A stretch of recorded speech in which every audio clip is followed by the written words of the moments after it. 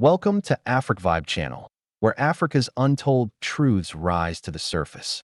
What you're about to hear is more than a story, it's a revelation. While global media remained distracted, Captain Ibrahim Traoré and his allies dismantled a powerful foreign spy ring, based not in Europe or America, but right next door in Côte d'Ivoire. A quiet revolution and diplomatic missions, all part of a vast intelligence web designed to weaken Traoré's government and monitor Sahel nations rising against neo-colonial control. Burkina Faso, long portrayed as vulnerable, just pulled off one of the most stunning intelligence victories of the modern era.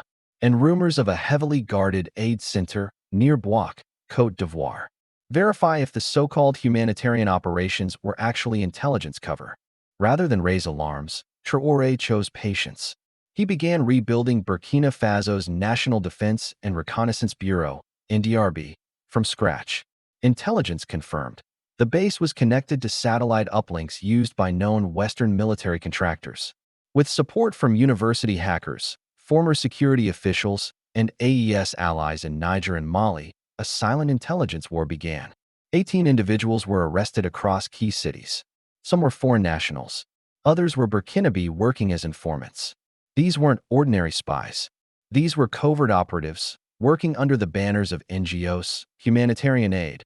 One revealed a disturbing plan to bribe army officials to sow disloyalty within the ranks. But this time, Africa fought back and won. With confirmation in hand, Traoré alerted Niger and Mali's leadership. The Alliance of Sahel States, AES, immediately suspended border access to suspicious foreign NGOs and diplomatic entities. In this AfricVibe exclusive, we expose the secret African intel war, how Burkina Faso flipped the script on the world's most advanced intelligence powers and launched a new chapter in African self-defense and sovereignty.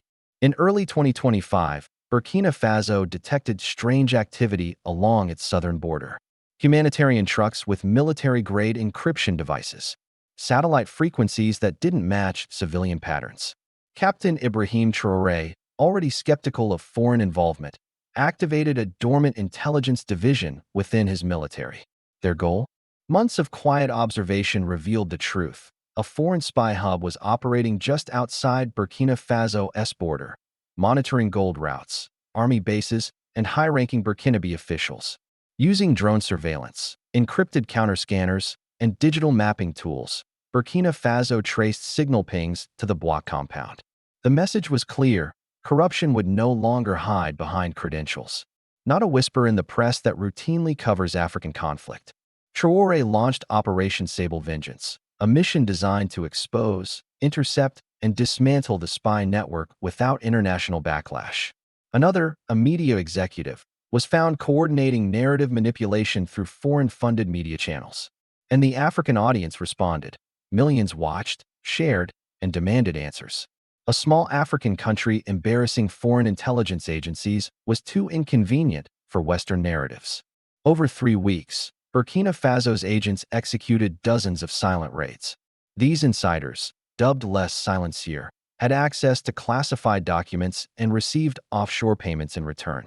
Recovered data included surveillance blueprints, satellite transmission logs, and coded messages referencing target destabilization and asset acquisition. 2 of the captured operatives confessed during interrogation. They'd been trained in Eastern Europe and transferred payments through shell companies. But perhaps the most shocking discovery was the downed drone recovered outside Gawa. The model, a modified U.S. RQ-21 Blackjack. China offered data center hardening tools and anti-cyber intrusion training through quiet partnerships. Its target? Gold transport routes and AES-aligned military positions. AES also launched Echo Dune, a joint cybersecurity initiative to detect foreign intel operations in real time. Volunteer firewall squads patrol social media, flagging suspicious foreign bots and phishing attacks. Through Echo Dune, Burkina Faso began sharing surveillance data with allies, intercepting drone flights, and training citizen spotters to report unusual tech behavior in remote areas.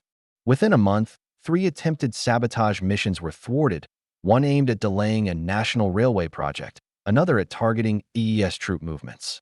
Not all threats came from outside. Investigations revealed several high-ranking Burkinabe officials were feeding intel to foreign embassies. One deputy minister was caught fleeing with a hard drive containing confidential military maps.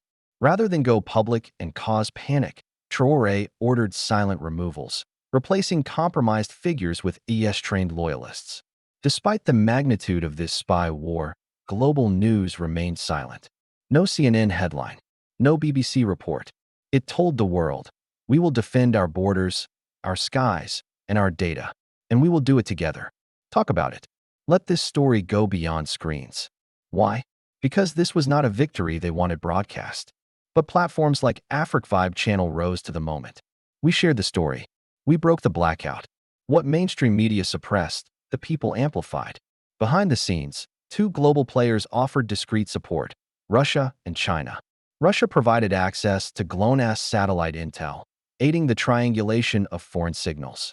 Neither country publicly acknowledged involvement, but their tools and expertise were evident in the upgraded capabilities of EES security units.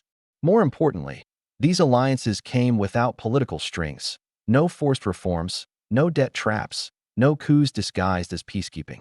Perhaps the most inspiring outcome was the rise of Burkina Faso's cyber patriots, a youth-led movement to protect national digital space. High school graduates now enroll in coding boot camps. University students dissect foreign disinformation campaigns. The government even launched SabreLink, a secure, state-owned messaging app, to replace reliance on foreign platforms. The NDRB now hosts weekly Cyber Sovereignty Sundays, where youths compete in decryption challenges, learn data ethics, and pledge digital loyalty to Burkina Faso's future. What Burkina Faso started has triggered a wave across Africa. Uganda launched its own cyber defense academy. Ethiopia began vetting foreign NGOs for intel ties. Zimbabwe's parliament passed a bill banning foreign surveillance tech. The continent, once viewed as an intelligence playground for foreign powers, is now creating its own rules and its own guardians. The age of dependency is over. A digital renaissance is here. If you've watched this far, you're not just an observer, you're part of a rising resistance. This is AfricVibe channel, where the narrative flips and Africa's voice leads. Stories like this are why we exist.